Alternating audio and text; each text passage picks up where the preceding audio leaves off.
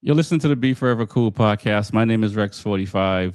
We got the real Luis Ortega in the building. We have a special interview. Actually, it's going to be our first interview of the new season, Luis. So I'm very excited.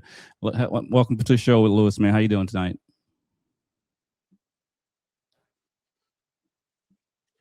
Doing good, man. It's Christmas Eve, so I got my this. It's going to be easy to date this show just from my attire, but doing That's good, man. Looking forward to spending the holidays with the family, and then also looking forward to what the new season has to come. Already, kind of pretty excited to head down to Daytona for the kickoff here in the U.S.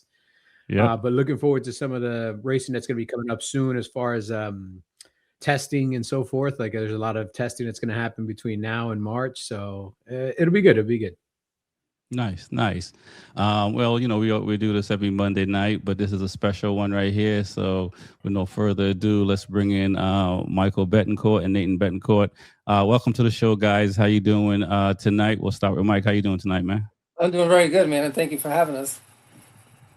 You're welcome, man. I appreciate it, man. We've been trying to do this like for 6 months, but I'm glad we're able to do it. It is Christmas Eve. Lewis has got his festive outfit on, so I feel kind of like out of place right now. Like I should put on a Santa Claus hat or something. Nathan, welcome to the show as well, man. How you doing? Thank you. I I'm really doing great. appreciate you. Nice, nice. So we'll start with Mike. Let's talk about how you got into racing, and we'll dive into how Nathan got the bug as well. So, man, how did you start getting into riding, Mike? Well, I mean, for me, my dad got me a dirt bike when I was, 6 or 7 years old, and I would ride, I ride on the street actually, because back then you could do that, and and I'd spend most of my summers in Portugal, so I had a dirt bike there as well. So I would ride, for 2 months out of the year there because we could ride in the woods and it wasn't a big deal. So that's kind of how I got into it. And then, I would always street ride with my friends. I'd have, I had a ZX6R, and then when I was 17, that was my dad's present to me. And so I would just ride occasionally. And I was only the only person that rode really at that age. But I obviously enjoyed it a lot. And so it's just occasional street riding. That's how I started. My wife now, I can't remember how many years ago, but we weren't married yet. She bought me a Penguin Road Racing School certificate Oh, wow. Okay. I think it was a birthday present actually. And I was like, oh, this is pretty cool. So I said, well, let's try it. So I had at the time I had a 748. Oh, And nice. so I rode up from Massachusetts to New Hampshire, only in about an hour and a half. I did the class the first day and then I rode back home. And then I went back again the second day, and I was like, wow, this was fun. And she said, oh, yeah. She was excited. And she's like, oh, I'm glad you had fun. And I said, yeah, this is nice. I said, I met a few people at the time. Yeah. One was obviously Vinny, who Yep. from the garage. And I think Phil as well. And they were like, oh, we do some track days. I'm like, oh, really? What's that? So then I started doing a few track days. Got you. And So when you rode up on the 748, did you have gear, like riding gear on, or did you show up in like jeans and t-shirts like some of us? no, I had a two-piece suit at the time Okay. because I had a jacket. And I was like, oh man, I gotta get some leathers or something. So I rode up with like a two-piece suit. I think I rented boots and stuff Yeah, at the yeah, time, and I just rode up, did the class, rode back home, and then rode back again the next day to fit it because it was a 2-day event. Mm-hmm. And then we got our, and it was a lot of fun. And I was like, oh, this is neat. And so, like I said, I met, Phil and Vinny, and and we started doing like track days. And after like a couple of years of track days, we had made more friends, right? So it was like a group of, 6 guys. They're like, yeah, oh, we yeah. should race. And I'm like, oh yeah, man, that sounds cool. We should race. Hey, So, what year was this when you guys decided to oh race? I'm just man, curious it was probably. because I showed up in 2013, so you guys were already racing at that We point. were already racing. Nathan wasn't even born. That was 2013. No, I'm saying when I was Oh. racing, you weren't born. Yeah. I don't know, it was a while ago, and I can't even remember. And so I raced for I think 6 straight years, didn't miss a round. Yeah. Till obviously Nathan started riding. And so obviously because I was racing, he was at the track at a very young age.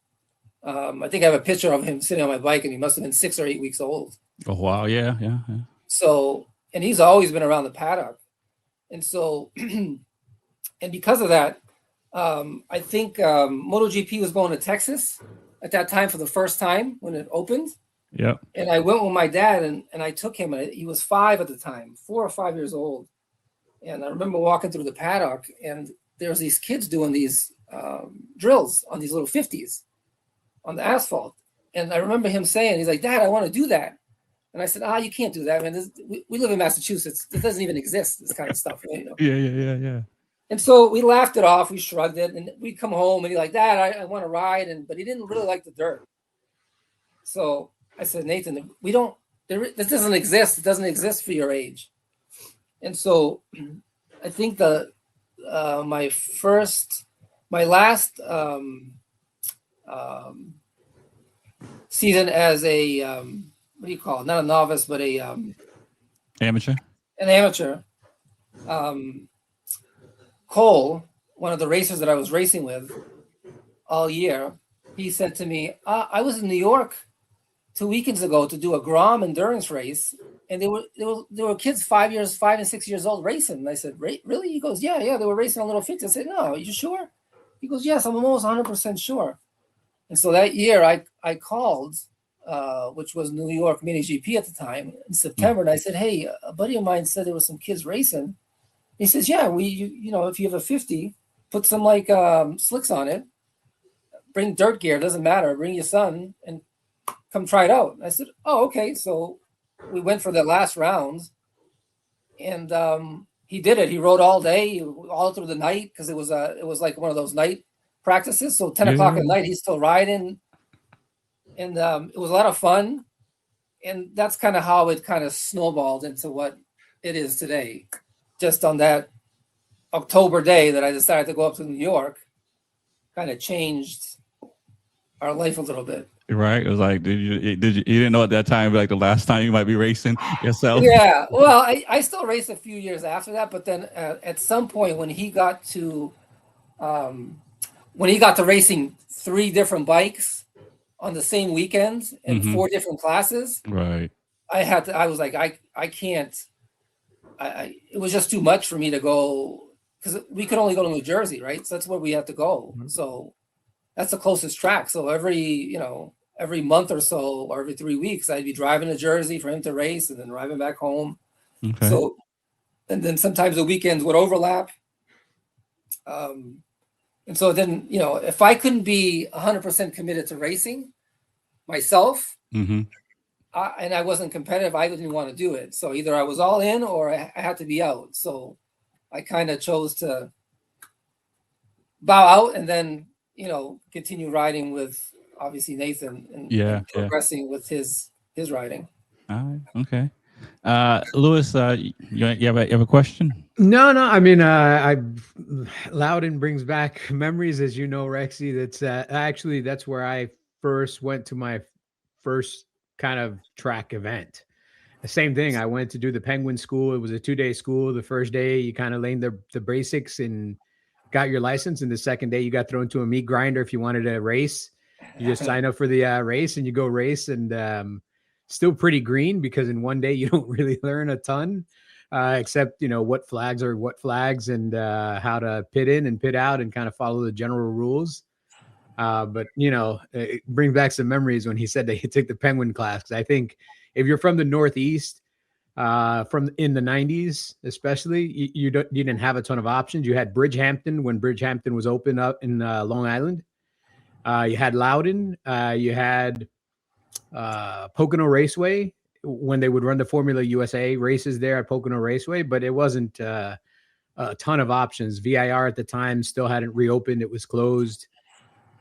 I guess you had Summit Point, and Beaver Run, which eventually became Pit Race, also didn't exist. So there were limited options if we were in the Northeast. So I can kind of I know the struggle of trying to be a road racer in the Northeast and having limited opportunities to hone your skills, except on 1 or 2 or 3 tracks. Now there's obviously some more options, but even New Jersey, as good a track as it is, I mean, it'll give you some ideas, but you really got to go to other tracks. And, I'm sure Nathan can tell you, the more tracks you go to, you learn different styles of racing based on layouts and elevations and corners that are different.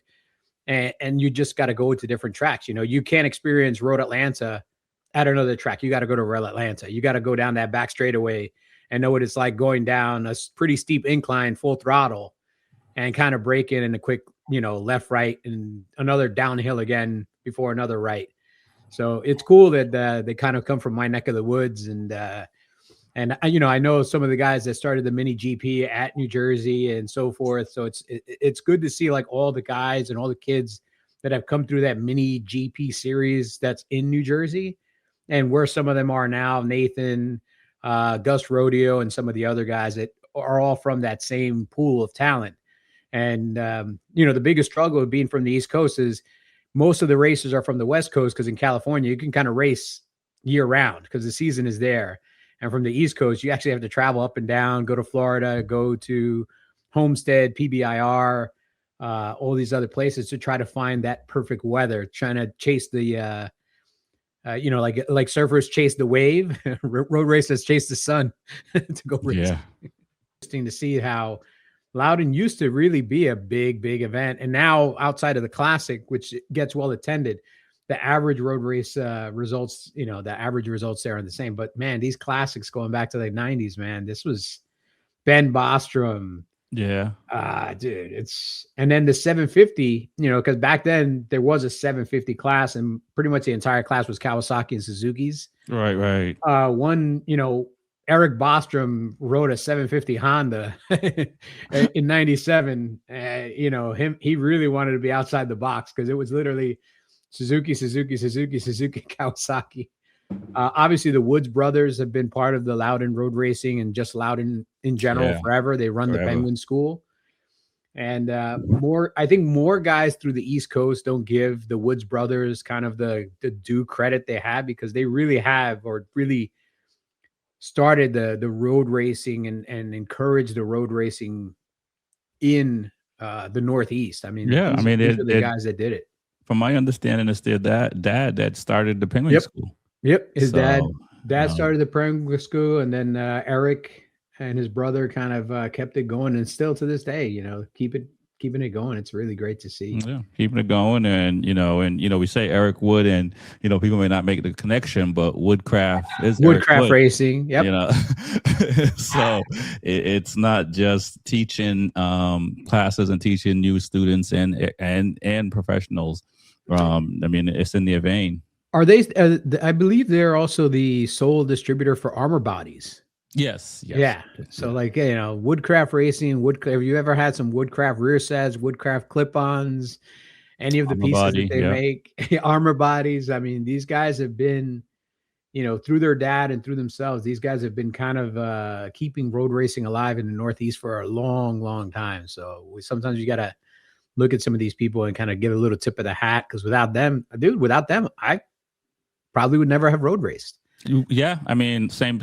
Maybe when I got down here at 2 years ago, and if I learned about it, but no, honestly, because like I said, for me, they sort of like Mike, my friends brought me up there, and I met everybody. I was pitted across from Mike and those guys when we first got there, so it was good to see them and learn from them and stuff like that. So Penguin School, Eric Wood, Scott Greenwood, all these guys that mentor so many people over the years. It's pretty crazy to see. Welcome back, guys. Sorry. It's okay. We were just having a stroll down memory lane of Loudon and just the Penguin School, because I think everybody that's from the Northeast, if you guys didn't catch it, everybody from the Northeast can kind of thank the Woods brothers and the Woods family for having the Penguin School, because that really is the introduction to a lot of people into road racing through the 80s, 90s, early 2000s, before all these other tracks in the Northeast started to open up. when before pit race opened, before VIR reopened in like the late 90s, like everybody was going to Loudon, and the Loudon Classic for years has been like, it kind of lost its luster for a little bit, but now it's kind of got it back because a lot of people are flying to Loudon to do that classic. But I was just telling Rexy in 97 when they did the classic, I mean, this is the who's who that was there. It was Matt Mladen, Aaron Yates, Doug Chandler, Pascal Picat. I mean, Larry Pegro, just a who's who of road racing have gone and raced at that track. Even though it's, everybody will agree it's not the greatest track in the world. It's like racing in a hallway with narrow walls, but it's where you cut your teeth, and now with other options, obviously New Jersey opened up, and that helped a lot because through New Jersey, we've seen a lot of young talent, specifically with like the mini GP at New Jersey. We've got Gus Rodeo. We've got all these guys that kind of grew up in that culture, and it's still kind of helping grow more of the young talent in the East Coast, because the downside of being in East Coast is you don't get that, 365 day a year great weather. So you have to chase the sun. Whereas the guys that are in California, especially in SoCal, I mean, those guys are going out to Buttonwillow this weekend, and it's going to be in the 70s. Yeah. So it's definitely a struggle. It's a struggle for anyone in the Northeast to race, because like you said, I got to a point where Nathan was doing well, but he wasn't in the top 3, let's just say. Mm-hmm. But it was because we were only riding once a month. Yep. So I would just show up on a Saturday, he'd practice and then he'd race, and then we go back home and we'd sit around not sitting on a bike. Yep. And so me and my wife were like, well, he's getting frustrated because he wants to do better, but he really can't. But he's also not practicing. So we changed some things, and I started doing at the time, I think I started doing New Jersey Mini GP, then I was doing DMV Mini GP, and then I was doing Sandy Hook. Like I was doing 3 different championships in the same year. So he was riding almost once a week. Wow. But it was a lot of driving. I think I racked up 60,000 miles in 1 year. Wow. But that sounds like Rexy. Yeah. I think I did 50 in one. So but the change was that then you saw the progression, right? Then you were like, oh, you know what I mean? Right. So right. And I understand that, because man, if we were like in Florida or we were somewhere where it was warm and we were riding all the time, it'd be different. You know? Yeah. I mean, it's one of the downsides of being from the Northeast. You got to chase the tracks, you got to chase the weather. But you can also see, like you said, when you do start to chase and you get on the bike on a regular basis and you're on a bike almost every weekend, you quickly see a progression in talent, because if the talent's already there, you're just feeding the animal, and you're going to get, your vision's going to get better. Your timing's going to get better. Your overall racecraft is going to get better because you're out there and constantly doing it. And this is why I say most of the racers in the US that are top level live in SoCal, because if they're not racing one weekend, they're out on dirt bikes, they're out doing flat track, they're out doing, like the Ovale Cup series and all these other little, just to stay on a bike, just to stay active, stay healthy, get that timing and then be able to roll. Here in the East Coast, now with PBIR closed during the winter, your only choices are going all the way down to Homestead, which is a massive hike from the Northeast, or 28 hours. Yeah, Rexy knows. Or Jennings. Jennings is one of the ones we go to. Jennings is another great option. It's a cool track. You get a lot of time there. But the only downside to Jennings, it's very flat. Yeah. And after a while, the layout is kind of the layout, and you don't really start to learn new techniques to go through corners, because it's just you're repeating the same thing. It's just almost at that point you're staying active, but you're not evolving your racecraft, because you're kind of at the same place. And I don't think they do a ton of races at Jennings. They mainly do just track days. Right. Yeah, just practice. Yeah. Well, they will be doing an endurance race in January, I think. Yeah, okay. The Saparano. I did it earlier this year. I'm going to do it next year too. So that indoor races, but if it's the smaller bikes, the biggest bikes you can is a lightweight bike. So like R660, R7 kind of thing.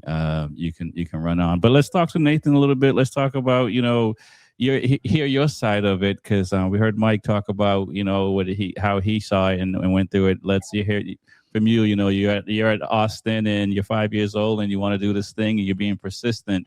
So you're starting to go out and ride and stuff. What made you stay persistent, saying you want to do this, and then also, when you started getting out to ride, how did that make you feel? Well, I think when we first went to Austin, obviously seeing those kids, I was like, "Oh, I want to do that. I mean, that looks awesome. I want to do what they're doing." And I think, I don't know if it was the same year, but we did the dirt bike, like Yamaha thing, where there's kids on Yamahas where you could go around in circles. Yeah, it was that same one. Yeah, and I was like, I got to do that. So he was like, okay, you can go. And then they gave me a suit that fit me, some gear that fit me, and I went around on a bike with I don't know if it had training wheels, but it was just just went in a circle, and I had so much fun doing that. And I was like, that was awesome. Can I go again? And he's like, sure, you can go one more time. And then I was probably sad after we had to stop. So I had a lot of fun doing that. So I think that also kind of boosted it. And then also just even when we were done, we would go home and I would just watch all the races that we had. I'd get up at the same time he does and just watch MotoGP, Moto2, Moto3, and then wait for the next week and then watch MotoGP and Moto2. And then, I just kept watching it and watching it. I was like, I want to do this. It looks fun. And then eventually brought me to New York. Obviously that one practice day where we just went all day. Yeah. And I rode until like it closed. And I was like, I had so much fun. I rode someone else's bike and I just was going faster and faster. And I was like, oh my God, I'm having fun. And then I think that day, the next day, you made me do a race.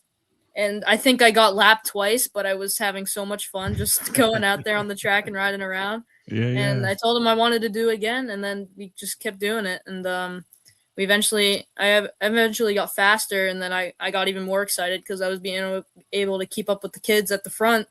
Right. Then we went to Jersey and then we did every single round every time we could. So I think that's really what started it. Just I kept seeing things or we kept trying things to get myself to do it. And we stayed with it. Got you. And, I believe at Loudon, there's an age limit, right? So there was some tracks places you couldn't race at. Was that difficult for you to, get older? Because I know back in the day, and I don't know if Mike would do this, but guys used to, change their birth certificate white out to get out there. What was that like for you? Just the waiting and yeah. Go ahead.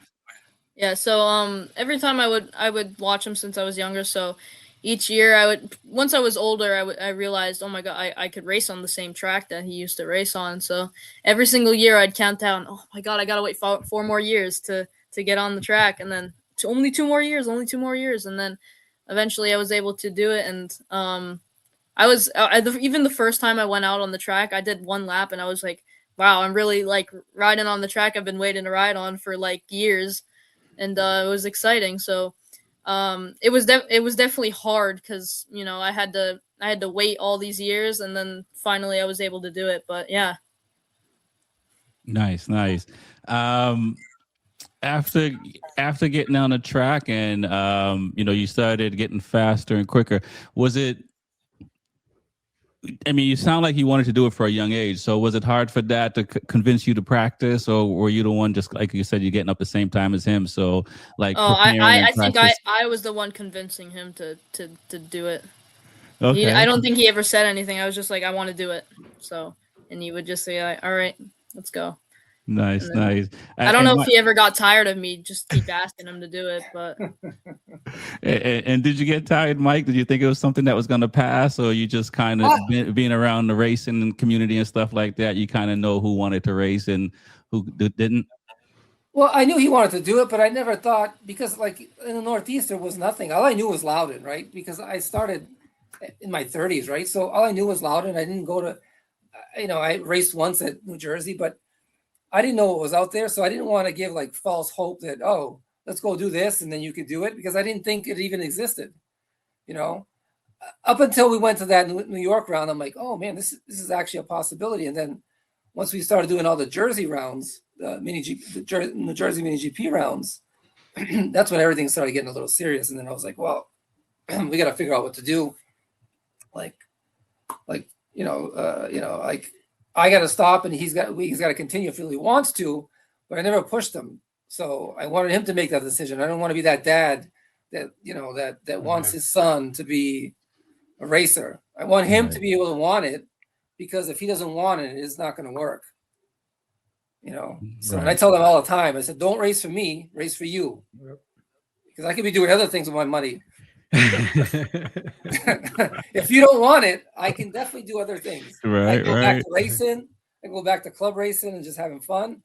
But as long as you want it, I'll do what I can to support it. Got you. Now, I know I believe, and correct me if I'm wrong, in 23, I think you did a couple of wild card rounds in Motor America. Is that right? And then in 24, 25, because you just raced this last season. And so 24, you did a couple of rounds, and 25, I did the last 2 rounds. I went to Mid-Ohio and Jersey 2024 for Junior Cup. Yeah. What was that like? How did that come about? I mean, I used to do the mini cup, so it was a big step from the mini cup to Junior Cup. I definitely remember the first round. I was super nervous. I obviously knew a bunch of people that had done it, like Matthew and Eli and all of my buddies there. But I was definitely nervous because I knew how fast they were, and I just wanted to kind of stay with them. And I was almost scared. Like I wanted to do well, but I just wanted to finish the race pretty much. So, but Jersey was better because I knew the track, so I could go around better there. But I was definitely nervous for the first 2 rounds. But after that, the last round, I was like, I can do this, Hey, I got a quick question for you. The mini cup. When you did the mini cup, what bike are you doing the mini cup on? Was that the year that Ovale was doing the mini cup? Yeah. Okay. We would. So when I first started, it was 110, 160. Mm-hmm. I think no, and 192, but it was the GPOs. Yeah. And then I think just last year or 2 years ago, they moved up to the GP2s for the 160s, and then 190s. They stopped with the 110s, but I would do the 190. So. And then this year you rode the Kramer. How did that come about? How did you connect with the Kramer? Who was the team that you were on? What was that situation? Well, we had our own team. Okay. We got Adam from Seacoast at I know Adam actually from Seacoast. And yeah, Adam. Well, from AK Race Fab, right? That's his. Yep. But So we kind of assembled a team, like a grassroots home Loudon team. We had Adam from AK Race Fab. Then we had Kevin Allen, who came aboard too to help us out, and together we set up a team. Okay. It was an overall effort between everybody to get us on the grid for the Talent Cup. And so did you do all the rounds? Yeah. Okay. Yeah. And what did you think? What did you think about the bike? Because I know that some people like the bike. Some people were kind of a little bit like it's a little underpowered. Yeah. It could probably be a little better. Yeah, definitely could be just a little bit better, but I think it was a fun bike to ride. I liked riding it. My favorite part was that we didn't have to use the clutch to downshift, and I feel like it felt a lot more smoother, and I felt more comfortable just downshifting with my foot and with no clutch. Yeah. So that was my favorite part almost about the bike. But it almost rode it felt like I was riding a bigger NSF, which I thought wasn't too bad. I mean, some people said I thought it rode like an NSF, and they're like, "What are you talking about? It rides nothing like it." But I don't know. To me, it felt like it rode like a NSF, just a little bigger. But the bike was good. It wasn't bad. So if you could change one thing on the bike, what would you change? Would you give it more power? Would you, other than obviously having the clutchless shifting, because that's a cheat code that now everybody has? What would you add to the bike? Yeah, I don't know. I would probably just want to make it faster. Okay. I think the bike, when you look at it, it looks like it's fast, but when you ride it, it's not as fast as you think. So I feel like if it was faster, yeah, for sure. What do you think an R3 is faster than the Kramer? It's just a little bit faster than a 400. Okay, so it'd be just a little bit faster than a Ninja. Yeah. Okay. And how is the chassis on that bike compared to R3 or Ninja 400? Because I mean, to my understanding, that's the bike that's hoping to get lead folks to MotoGP with having a stiffer chassis. Yeah, it's a lot better. I actually felt a lot more comfortable. Obviously, it's a lot more, I guess, stiff, I would say, compared to a Ninja. And again, it feels like an NSF. It feels like it's like when you get those bumps at Loudon. I rode it once at Loudon and then never again. It's you hit those bumps and you really do hit them. So I think they're obviously built a lot more for the smoothest tracks. But when you did ride the smooth tracks, it was super smooth and fun. So just don't ride it at a bumpy track. That's my suggestion. That deletes 90% of the tracks in the U.S. Yeah, pretty much.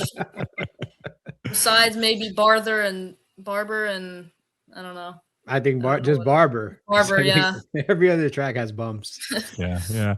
Mike, you said you guys put a team together to go racing. Was that like did you look for other opportunities before deciding to put a team together, or it was more or less like, okay, let's just based on numbers wise, it just made sense to kind of put your own team together? And would you recommend that for other folks that are in a similar situation? The honest truth is, it was so hard to figure out what was going on that I didn't know who to call or even who to ask for to figure out a team or where to go. It was it was so hush hush. We didn't know how many people were participating. We had when I tell you I didn't know who to call. Like, who do you call a new series with a new bike? Teams. I emailed, I don't know how many teams, finding out if they were interested in doing it, and didn't get any responses. So at that point, because I didn't know what was going on, we just decided to do it on our own. I don't know if it was more cost effective or not, because it depends on what teams charge, right? I don't even know what the teams are charging, but we just did it on our own because there really wasn't any other option, really, honestly. Unless you knew somebody that knew something behind the scenes, the normal dad family that's trying to do it isn't gonna find out. How much practice time did you have with the bike before the first round at COTA? Because COTA was the first round, or did you literally just show up at COTA and here's your bike? My first practice was in the rain at COTA. Yeah. And it was a lot for almost everybody. Was their first time. No. Some people, like half. Half of them did like the little test that they did in Texas. Yeah. Another track, and then half of them just was their first time when they touched the bike during free practice 1. Wow. So the interesting part for us was we got the bike early, which I was super excited, and I had booked a track day at VAR in March. Was it March? Yeah, it was March, right before 3 weeks before Texas. And I said, all right, we're going to go to VIR. We're just going to get comfortable on the bike, get all the ergonomics done, and just ride, right? So we're there at VIR. It happened to be cold in Virginia. The one time we go, it's cold. It was like 40 degrees. It was like 45 degrees, windy. And I was like, this is horrible. So I brought the 400 just in case, and I brought the Kramer. So what we did was, it was so cold the first day that we didn't want to risk riding the Kramer.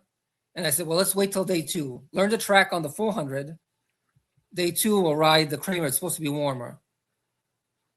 An hour before we're supposed to go out, we get a call. Don't ride the bike. Oh, wow. There was an issue with the bikes. Not all the bikes, but there was an issue with one of the bikes, and they wanted to be safe, and they didn't want to put anyone on the bike just to make sure that something didn't happen, someone got hurt. So till this day, I don't know if we had a problem with ours or not. I know they changed some things, changed some valve springs or something, and updated the ECU. So we had no seat time on the bike. So we basically showed up to COTA with a bike that he hadn't ridden, a track he'd never been to, and we had 20 minutes. So if you know COTA, 20 minutes. That's 3 laps. That's 4 laps, actually, 4 laps. So we sent him out there, and it was raining. I mean, I'm glad it was raining because because it was raining, it slowed everything down. So you were able to ride at a slower pace, and it wasn't. I think it was better that way anyway. But 20 minutes, we had a 20-minute practice and 2 20-minute qualifiers, and that was it. Wow. So, I mean, unfortunately, that's kind of par for the course for like the first year of a new bike and a new series and everything. So hopefully next year, they'll work this out a little bit more. They've got a year of experience under the belt, but you guys aren't going to be on the Kramer next year. You guys are moving on to greener pastures. So what are your plans like going into next year? I'm gonna be doing like the FIM R3 World Cup, and it's the wild card that I had done in Estoril, and I had a bunch of fun over there. I mean, I loved the track. The track was awesome to ride. So, a lot different than Loudon and all the other tracks we have here, but I just thought I learned a lot more just in one round than I did all season. And just from watching the riders over there, which are crazy fast, and I know Chris from that Chris Daniel, Chris Clark had done it, and so I was able to talk to somebody because I was a little nervous to talk to everybody else. So I had someone to talk to, and he helped me out a lot, and and I just got adjusted to the bike, and I mean, I had a lot of fun, but I was able to actually battle with some people, and I learned a lot just from two races. So nice. So before we talk about your opportunity more in that series, let's talk about just close off the 2025 series and racing the Kramer with Motor America in that series. You didn't have a lot of practice here the first round, but how was the whole series overall? And how did it end and kind of led to you getting that wild card ride earlier this year and then also getting the opportunity to race next season in FIM? Yeah. Well, the start of this season for the Talent Cup, obviously nervous just because never raced with some of these people, and I also was nervous to just ride at Austin. I mean, it was a track that I went to when I was 5, and then 10 years later I was able to ride on it, so it was pretty cool. But just the start of the season wasn't really going my way. I mean, I was not confident at all. And I think over the rounds, each round by round, I just got better and better. And going to New Jersey, a track that I know pretty well, was able to get a podium, so that was awesome. But just improved every single round. I think at the beginning of the season, I was getting 12th, 13th, and then it started going down to like 10th. I got down to like 7th, and then it just kept going down, and I finally ended up on the podium. So it was pretty cool. I made some good progress throughout the year, so it was good. Nice. Now, was it just more time on the bike? Your team just got better as a team. I think everything just got better. I mean, I was a lot more confident when I realized I could really like be with these guys, and just everybody on the team worked their ass off and helped me get better as a rider. So yeah, everything came together. Well, as they say, steel sharpens steel. So if you're racing with faster guys, they're going to make you faster. Like they're going to drag you along whether you like it or not, because you're going to see where they're at. And this is probably what you saw when you went to Europe is, having been to a lot of races myself in Europe and seeing how they progress there. They're fast because they're all fast. Like there's no slow guys that show up to events in Europe. We always kind of joke internally when we go to events in Europe, there's no warm-up lap. Like they leave pit lane and it's go, dude. It's straight to 100%. There's no, I'm going to see what this corner is doing. No. You go, which is a much different mentality here in the US. Because in the US, typically you go out first lap. It's a warm-up lap. You're kind of looking at the corners. There, they just kind of expect the corners to be there. They're going to meet whatever the situation is when they get to that corner, but they're not worried about that corner. And that makes you have to turn race mode on immediately. The second you pull out of pit lane, it's different. Would you agree? Would you agree, Nathan? Yeah, very much so. I think as soon as the first practice was probably 10 o'clock. We got one or two practices, and then we had a race. So I had to figure out the track super quick, and I was never really good at that. I would always find time at the end of a race, race 2 at the end of the day, at the end of the weekend. So I wasn't really good at that. So I tried to work on just trying to almost push and find every marker that I could off the first couple sessions. And I think the third lap of my first practice, they were setting maybe half a second off of what they did the best in the weekend. I was like, Jesus, like as soon as they get to the track, they just go like they're head down. So I think I got to work on that. So, but yeah, it's kind of crazy. They just, as soon as they got onto the track, they were just green light. Yeah. Nice. And so by the end of your season in the Junior Cup here, were you and doing the wild card, were you looking to go over to the series at that point? How did it come about to get the ride for next year?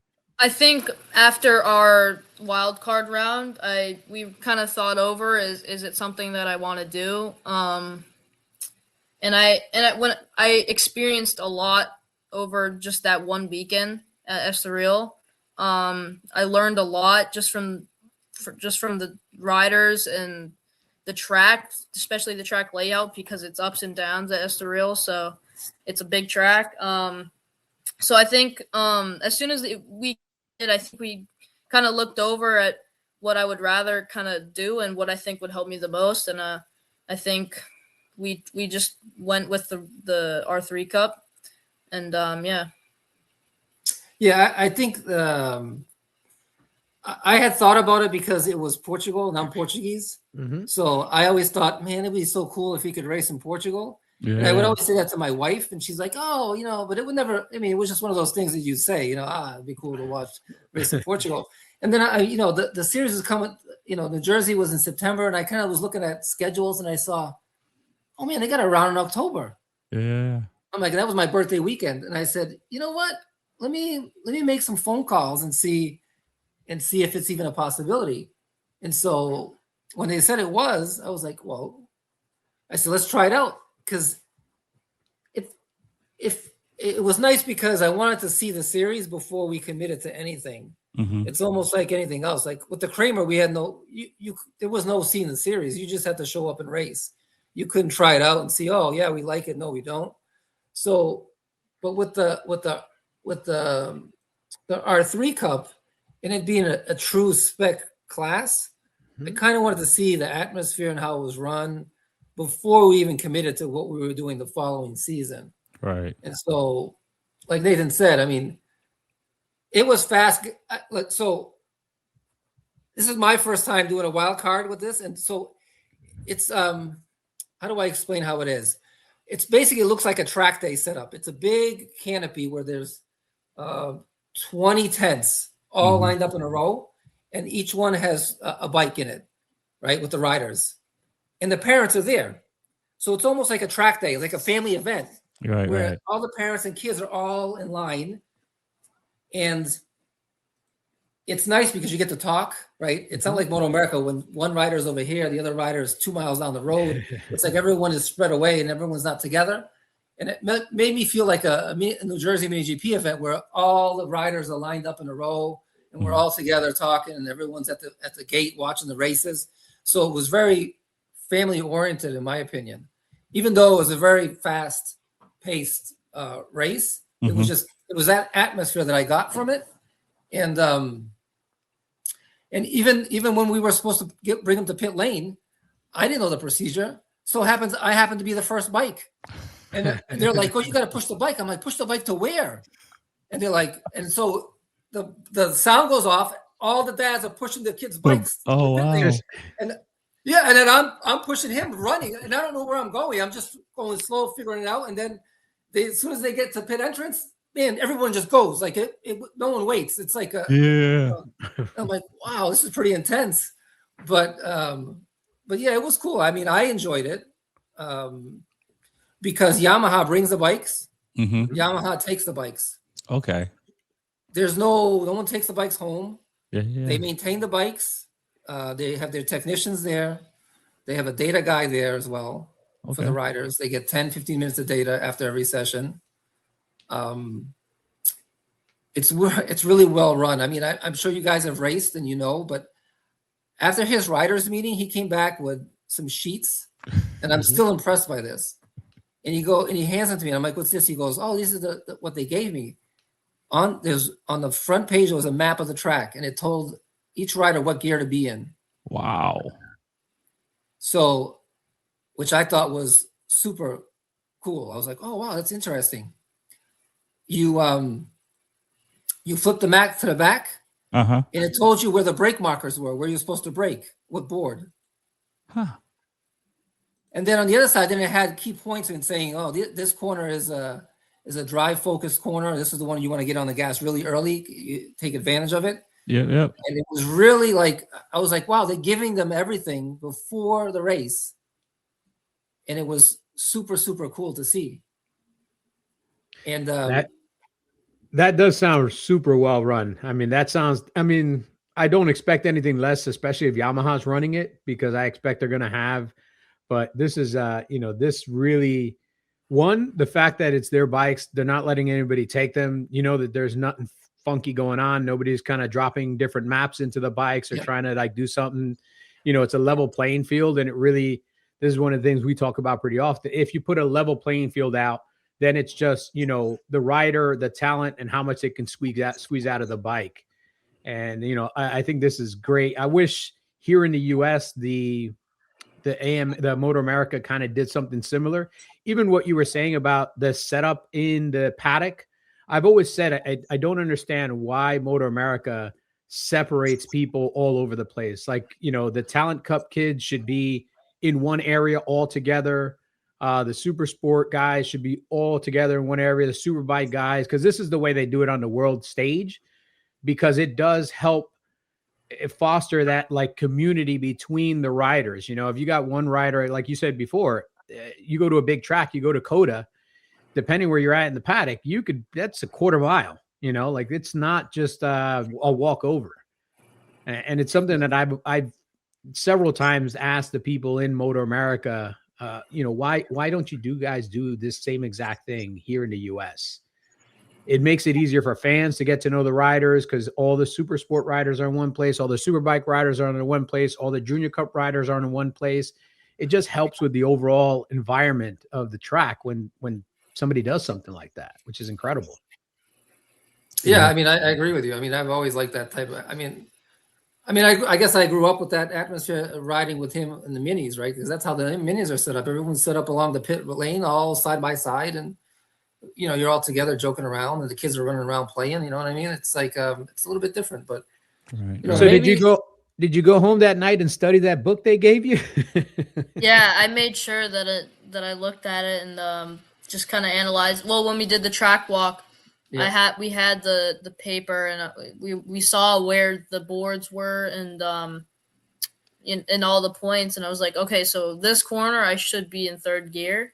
So when I went out, I looked over at it real quick, and when I went out, I tried everything that they gave me, and it helped a lot, because I can tell you right now, it definitely it would have taken me a lot longer to figure out what I was doing if I didn't have already a sheet just to where to brake and like have an idea of where I'm going. And the crazy part too. Oh, sorry. And the crazy part is you can't change the geometry of the bike is the same. You can't change the geometry of the bike. Okay. So that's it. You can't extend the wheelbase. You can't. Nope. You can't raise the front rear forks. Nothing. The only thing you can do is obviously the clip-ons. Clip-ons, right? Your rear sets, and that's it. They don't want you touching anything. But one thing they also had, on the sheet of paper, they had data from one of the racers last year, like one of the fast, like top 5 guys from last year. And after almost every practice, when you would go over data, they would compare it to that guy's data and say, okay, so what he's doing better than you is he's going into the corner faster and getting on the gas earlier. Mm-hmm. So then she would tell me to go in just a little bit longer and then open up your throttle just a little bit earlier. So then every time I would go out and do that, and then she would come back and she said, "You did a lot better, so now work on this." So we actually had something to reflect on, I guess. What tires are you using in this series? Because here we're always talking about tires. We're always talking about tires. Well, I'm gonna jump in. They're using Pirellis. There right? you go. Automatically better. But you know what's funny is I asked him, "Can you tell the difference?" He's like, "No." I don't think if I even told him that they were Pirellis or Bridgestones, I don't think it would have mattered. I mean, at this age, I don't know. Yeah. But it's funny. I mean, I've always been a Pirelli person when I raced. Yeah. Obviously, we have to transition to Dunlop because of that's just if everyone's on Dunlop, you got to be on Dunlop, right? Yeah. But they are on Pirellis on the R3 Cup. As the bikes get bigger and you start going faster, that's when you'll start to see the separation between the Pirelli and the Dunlops. Right now, with a lighter bike and a smaller bike and not the big horsepower that you get out of bigger bikes, you're not going to benefit from like the nuances of the difference between Pirelli and Dunlop. It's when you get to those bigger horsepower bikes and you start to realize what you can do on the brakes on a Pirelli versus what you can do on the brakes on a Dunlop and how you have to brake differently. That's where the separation is. But, enjoy it because right now you have a small CC bike and you can maximize the tires. You can go through them super hard because they're going to stick. Yeah, for sure. And talking about super hard, and we've been talking about your riding and all that stuff. How, Nathan, do you balance, your education, your training, and going to the racetrack, your friends? I know we were talking beforehand, so you game a little bit, but like, how have you been able to do that? Manage your time and schooling?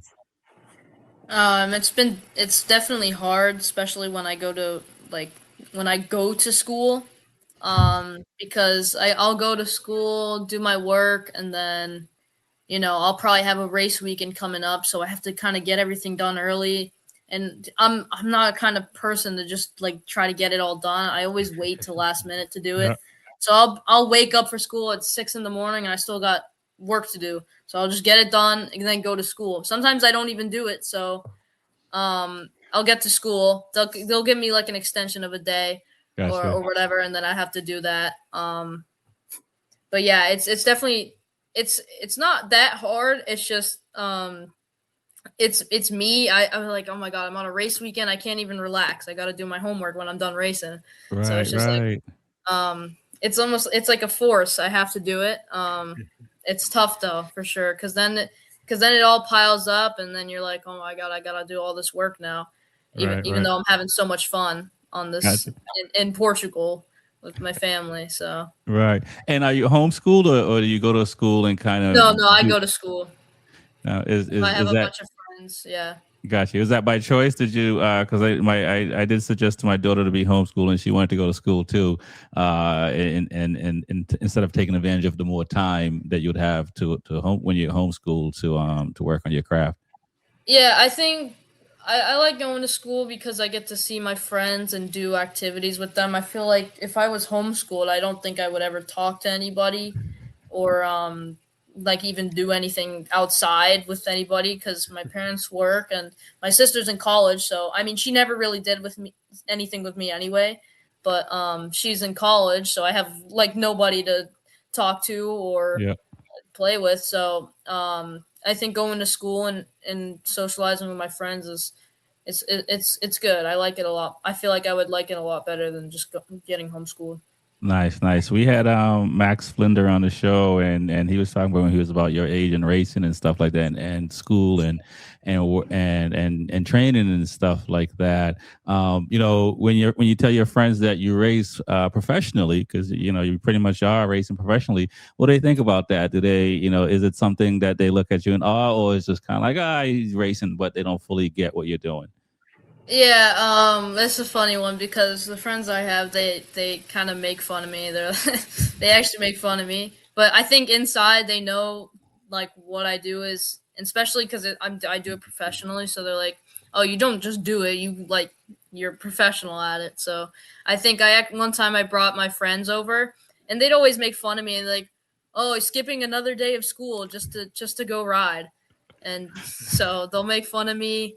and then I brought him to one of my Loudon races, and then I think I won every single race. They're like he's fast, like he actually can ride, and I think that's when they realized what I do is kind of hard.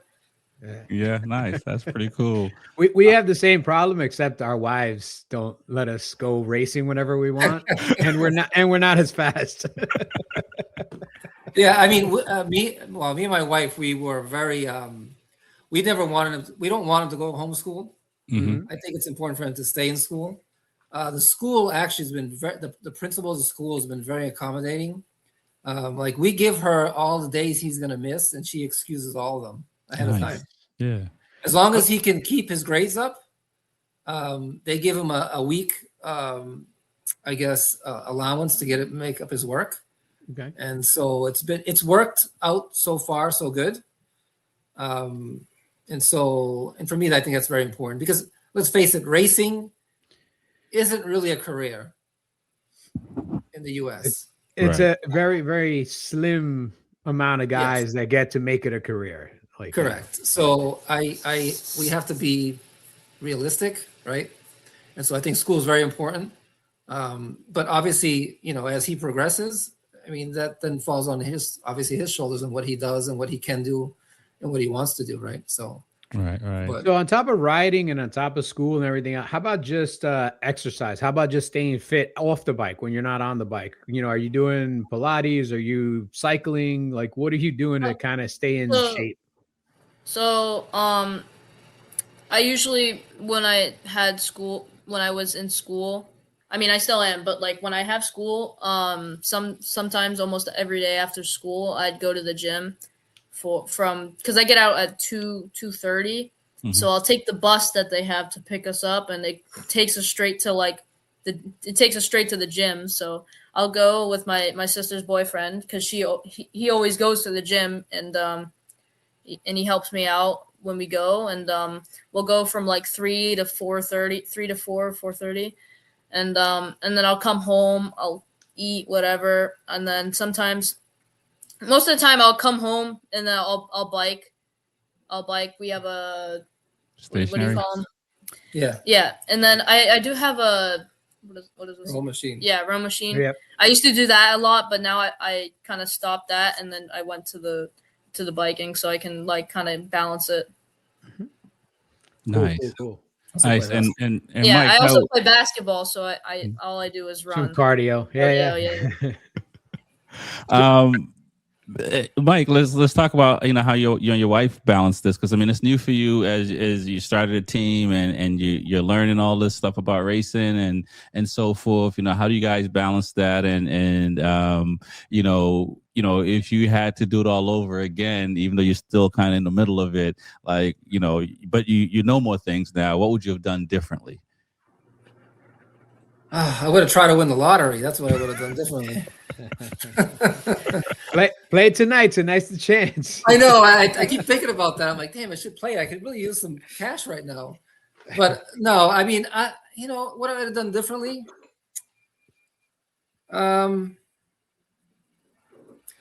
honest truth, I probably would have tried to get him on the bike more earlier than I did.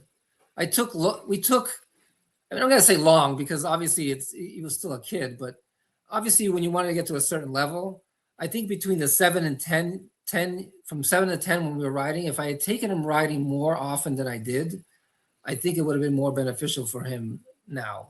Mm-hmm. Not that I started too late, because 10 years old isn't late, but in the racing world, it's late. Yeah. It's a fine line. I mean, I did the same thing. My son played a lot of tennis young, and my daughter played. We didn't have her do a lot of tournaments early just not to get burnt out. But in the downside of that being 15 now, and you have to learn how to go from, in her case, semifinals and winning the tournament and stuff like that. You still have to learn how to win and how to carry yourself mentally through the tournament, where if you start a little bit earlier, you can start sorting those things out sooner, because we see that with the other kids and stuff like that. But I think starting later, the passion lasts longer with the kids than when they're going 100% at like 7-8 years old. Yeah, I agree with you. I saw a lot of parents, a lot of kids just stop racing because they didn't want to do it anymore because it was more of a job than it was having fun. Mm-hmm. And I think that's the one thing that I always said. And if you're not having fun, then we're not going to do this because there's no point. It's too risky of a sport to not enjoy what you're doing. Right. Because I've always said that. I still say that to him. Like, if once you stop having fun, then let's just stop doing it. Well, looking really quickly at the schedule for next year. So you got a preseason test in April, and then there's 6 rounds going from May through October. Do you guys have plans to do anything else in between the rounds? Because some of the rounds, there's some pretty big gaps in between the rounds. Yeah. Like, are you planning on doing any regional racing or anything else? Yeah, we're gonna do the Niemer series again. Okay. Like we did. I mean, Nathan's part of the mentorship program with the Penguin Road Racing School. Okay. So he's one of the kids in the garage. Eric obviously works with Nathan. So we're gonna continue obviously doing all the Niemer rounds that we can do. We missed the first 2, but I think after that we're fine. Like I was telling Rexy, we're gonna try to see if we can do maybe a few wildcard rounds in the Talent Cup if the opportunity presents itself. I don't know how many. I really don't know. The grid sizes for the Talent Cup, what they're going to be this year. But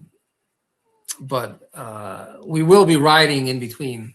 Obviously, I did pick up a used R3 so that way he can start riding something similar. Okay. So that's what we're going to be using the whole off season, is just the R3, so that way he's on the bike and he understands it and learns it. Yep. Nice. What do you have to do to the R3 to kind of get it close to what he's going to be racing, other than body work and clip-ons and things like that? Nothing. I just the nice thing was that the technician that worked on the bike, he changed a bunch of settings for his weight, and I said, can I have that data? He said, yeah. So he took a picture and gave it to me. So I had all the geometry of the bike that it was originally. Okay. So I just set up the geometry the same. I'm running the Olin's front suspension, which they had, not an Olin's rear shock, but I don't think that's so important in those small bikes anyway. But I have all the spring rates and the geometry of the bike the same.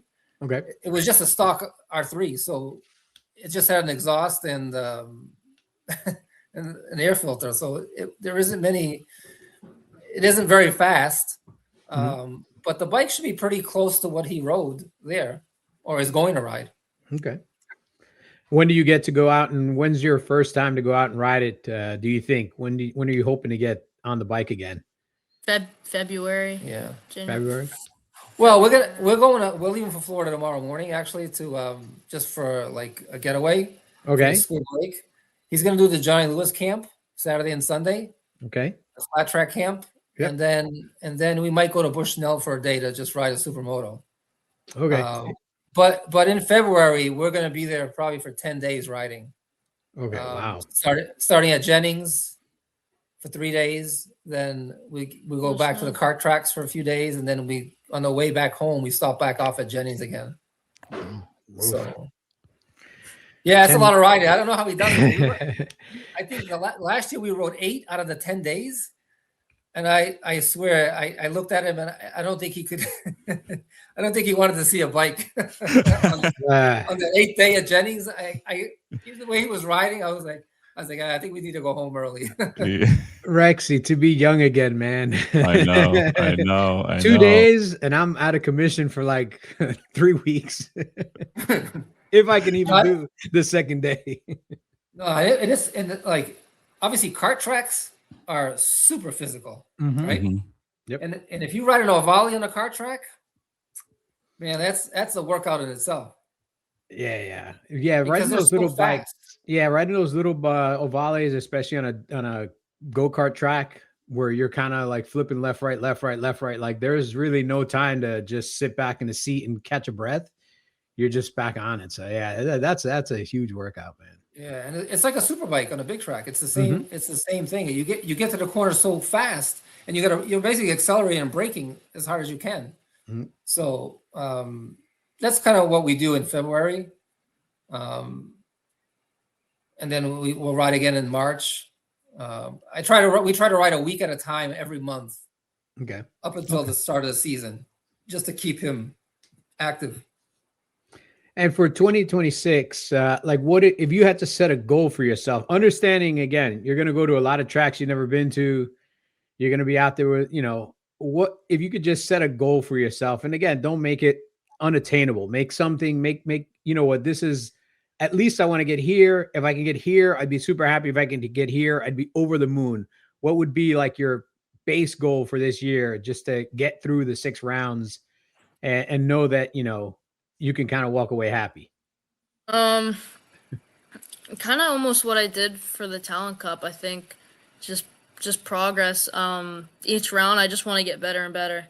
I don't care if I get last in the first round, okay. But if I keep working my way, round 2, maybe I get 15th, 14th. Just kind of keep going up. I don't want to kind of stay there. I could get 10th, but if I just stay there, then it's just I'm just there. So I just want to keep getting faster and keep improving. That's I think what I want to do. I just want to keep progressing. Cool. That's a realistic goal. It's definitely doable. If you've got the drive, if you've got the focus, like you said, even if you come in last in the first race, the next race, if you're 2 positions better, then that's the progression that you want to see. And that's a great goal, man. Don't put a goal on yourself that's beyond achievable, because then it's going to start to kind of erode you. And again, you're going to learn so much out there, man. Like you're going to come back here. If you look at the guys that have come from Europe and come here, I mean, they adapt very quickly because they have that different racing mentality there. Yeah. And, you absorb that there. When you come back here, just look at, guys like Sean Dillon Kelly and other guys that have raced out there. They left here and they were really good riders, and they came back and they were a lot better than they were when they even left here. Yeah, I mean, that's the hope, right? The hope is just to go out there, learn. Mm-hmm. And then when we do come back, that obviously it pays off, right? Yeah. Right. Yeah. Yes.